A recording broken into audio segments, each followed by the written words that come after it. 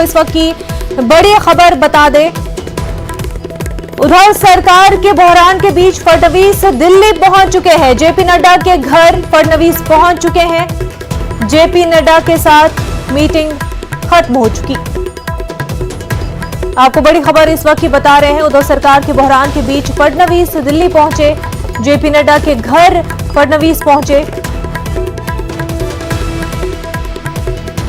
वहीं जेपी नड्डा के साथ मीटिंग खत्म हो चुकी। तो काफी अहम है, फडणवीस लगातार दिल्ली का दौरा कर रहे हैं और इस बीच जो है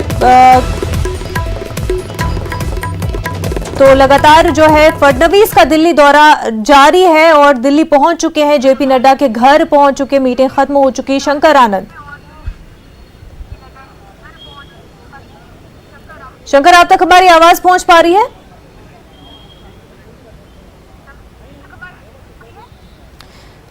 शंकर देवेंद्र फडणवीस जो हैं वो दिल्ली काफी समय पहले पहुंच चुके हैं।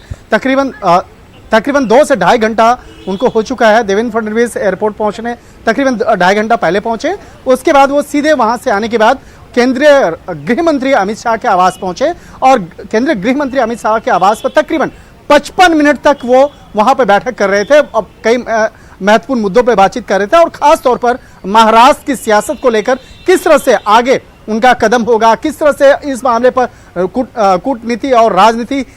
जो राजनीतिक कदम को आगे बढ़ाना है, इस मामले पर वहां पे महत्वपूर्ण बैठक हुई। और उसके बाद केंद्रीय गृह मंत्री के आवास से निकलने के बाद वो सीधे जेपी नड्डा के आवास पे पहुंचे। जेपी नड्डा जो बीजेपी के राष्ट्रीय अध्यक्ष हैं, उनके आवास पर पिछले तक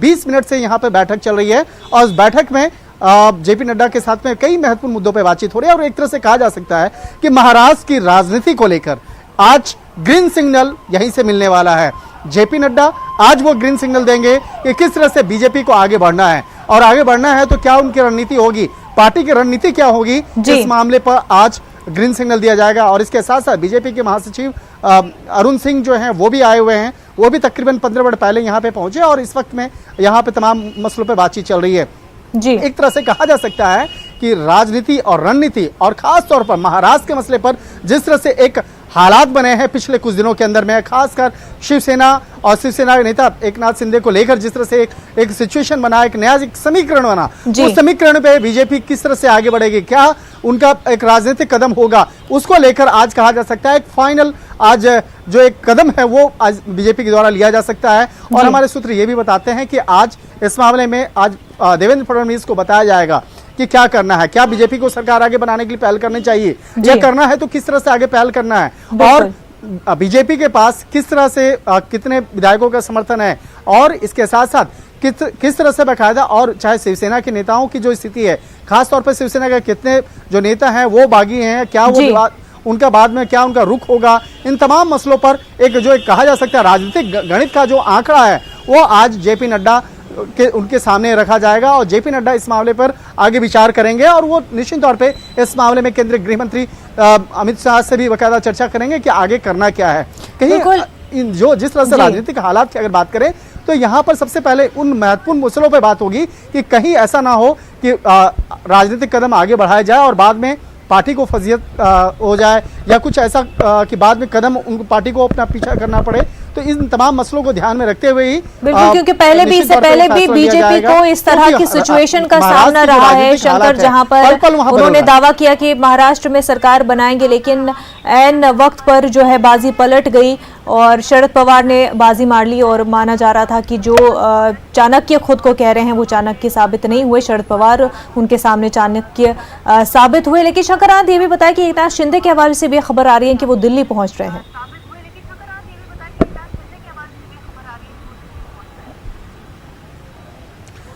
देखिए, यहाँ पर एकनाथ शिंदे को लेकर जो एक हालात हैं उस हालात पर जरूर चर्चा होगी, लेकिन अभी बीजेपी अपना पत्ता नहीं खोल रही है क्योंकि बीजेपी भी चाहेगी कि उन तमाम मसलों पर पहले अपनी जो एक रणनीति है वो तैयार करे और तैयार करने के बाद वो एक वेट एंड वॉच वाली जो पॉलिसी जो पिछले एक सप्ताह से बाकायदा बीजेपी ने अपनाई हुई है, वेट एंड वॉच, यानी कि पहले इंतजार करो और क्या हालात बनते हैं महाराष्ट्र की उसके बाद उस पर फैसला लेना है। तो वेट एंड वॉच वाली जो पॉलिसी है बीजेपी की, आज उसी मामले पर आज एक तरह से कहा जा सकता है कि एक ग्रीन सिग्नल मिलने वाला है कि वेट एंड वॉच पिछले एक सप्ताह से किया जा रहा है। जिस तरह से शिवसेना के कई विधायक बागी बने, जिस तरह से एक राजनीतिक हालात वहां पर बदला हुआ नजर आ रहा था, लेकिन अब आगे क्या करना है? क्या बीजेपी को सरकार बनाने के लिए आगे आना चाहिए, या बीजेपी की जो सहयोगी पार्टी है वो आगे फ्लोर टेस्ट के लिए आगे राज्यपाल के पास जाएं, या इस मामले पर कितने उनके पास विधायक हैं, क्या वो बाद में बीजेपी वहां सरकार बना पाएगी या नहीं बना पाएगी, या राज्यपाल से मिलकर के आगे राष्ट्रपति शासन के लिए आगे बात करना है, या अल्पमत सरकार के बारे में जानकारी देना है। तो इन तमाम मामलों पर एक कहा जा सकता है कि एक आंकड़ा जो है, एक